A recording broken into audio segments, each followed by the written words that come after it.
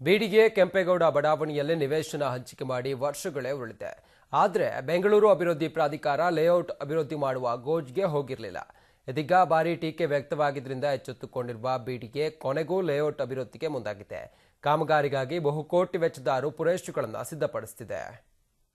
ಕೆಂಪೇಗೌಡ ಬಡಾವಣೆಗೆ ಅಭಿವೃದ್ಧಿ ಭಾಗ್ಯ, ಕಾಮಗಾರಿಗೆ ಸಿದ್ಧವಾಯಿತು ರೂಪುರೇಷೆ. ಹೌದು, ಕೊನೆಗೂ ಕೆಂಪೇಗೌಡ ಲೇಔಟ್ಗೆ ಅಭಿವೃದ್ಧಿ ಭಾಗ್ಯ ಒದಗಿ ಬಂದಿದೆ. 10 ತಿಂಗಳ ಹಿಂದೆ 5,000 ಸೈಟುಗಳನ್ನು ಹಂಚಿಕೆ ಮಾಡಿ ಬಿಡಿಎ ಯಾವುದೇ ಮೂಲಭೂತ ಸೌಕರ್ಯ ಒದಗಿಸದೆ ಸುಮ್ಮನಾಗಿತ್ತು. ಹೀಗಾಗಿ ಜನರಿಂದ ಸಾಕಷ್ಟು ಟೀಕೆಗಳನ್ನು ಎದುರಿಸಿತ್ತು. ಇದೀಗ ಕೊನೆಗೂ ಎಚ್ಚೆತ್ತುಕೊಂಡಿರುವ ಬಿಡಿಎ ಬಡಾವಣೆಗೆ ಅಗತ್ಯ ಸೌಕರ್ಯ ಒದಗಿಸೋಕೆ ಮುಂದಾಗಿದೆ. ಇದರೊಂದಿಗೆ ನೀರು, ವಿದ್ಯುತ್ ದೀಪ, ರಸ್ತೆ ಹಾಗೂ ಒಳಚರಂಡಿ ನಿರ್ಮಾಣ ಸೇರಿ ವಿವಿಧ ಕಾಮಗಾರಿಗಳನ್ನು 1,320 ಕೋಟಿ ರೂಪಾಯಿ ವೆಚ್ಚದಲ್ಲಿ ಆರಂಭಿಸೋಕೆ ನಿರ್ಧರಿಸಿದೆ.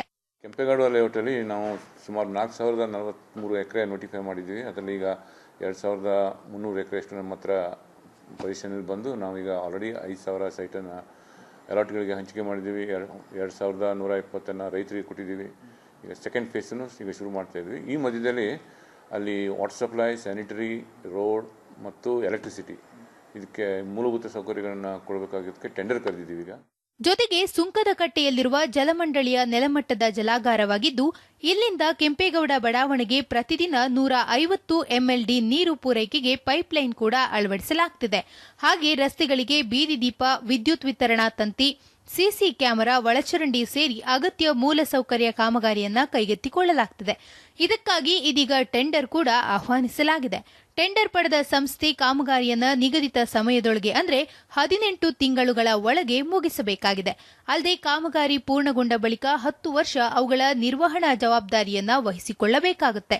ಪ್ರಿಬಿಡ್ ಮೀಟಿಂಗ್ ಎಲ್ಲ ಆದು ಈ ಆಗಸ್ಟ್ ಎಂಡ್ ಒಳಗೆ ಎಲ್ಲ ಟೆಂಡರ್ ಪ್ರೊಸೆಸ್ ಮುಗಿಬಹುದು. Water supply, sanitary, STP and electricity ಸೇರಿ 1,318 crores. ಇನ್ನು ಇದೇ ವೇಳೆ ಬಿಡಿಎ ನಿವೇಶನ ಅಭಿವೃದ್ಧಿಗಾಗಿ ಜಮೀನು ಬಿಟ್ಟುಕೊಟ್ಟ ರೈತರಿಗೆ 2,700 ನಿವೇಶನಗಳನ್ನು ಹಂಚಿಕೆ ಮಾಡೋಕೆ ನಿರ್ಧರಿಸಿದೆ. 2 ತಿಂಗಳ ಒಳಗಾಗಿ ಈ ಪ್ರಕ್ರಿಯೆ ಕೂಡ ಆರಂಭವಾಗುತ್ತೆ. ಹಾಗೆ ನೆನಗುದಿಗೆ ಬಿದ್ದಿರುವ ಹಲವಾರು ಕಾಮಗಾರಿಗಳನ್ನು ಮತ್ತೆ ಆರಂಭಿಸಲು ಬಿಡಿಎ ರಾಜ್ಯ ಸರ್ಕಾರಕ್ಕೆ 1,000 ಕೋಟಿ ನೀಡುವಂತೆ ಮನವಿ ಮಾಡುತ್ತಿದೆ. ವಿಡಿಯೋ ಜರ್ನಲಿಸ್ಟ್ ಯೋಗೀಶ್ ಜೊತೆ ಸುಬ್ರಹ್ಮಣ್ಯ ಎಸ್ ಹಂಡಿಗೆ, ಸುದ್ದಿ ಟಿವಿ, ಬೆಂಗಳೂರು.